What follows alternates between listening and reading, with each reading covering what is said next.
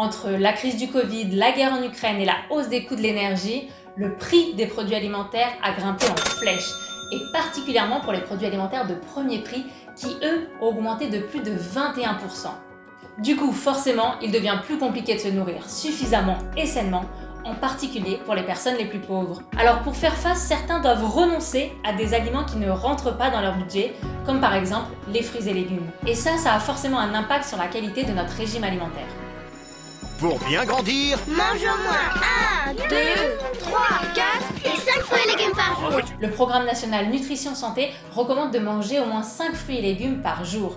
Mais augmenter la part des fruits et légumes dans notre assiette, ça a un coût. 100 calories de fruits et légumes, ça coûte 66 centimes, alors que 100 calories de céréales ne coûtent que 11 centimes. Alors forcément, quand on a un budget serré, on va se tourner vers les calories les moins chères pour avoir des repas rassasiants à moindre frais. Résultat, les plus aisés consomment 2 fois plus de fruits et légumes par jour que les personnes aux revenus les plus modestes. Alors oui, les inégalités sociales ont une certaine incidence sur la qualité nutritionnelle de notre alimentation, mais ce n'est évidemment pas le seul facteur qui joue.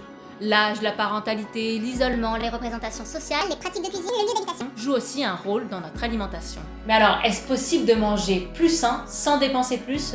C'est le défi relevé depuis 2010 par le programme de prévention Aux Petits Courses.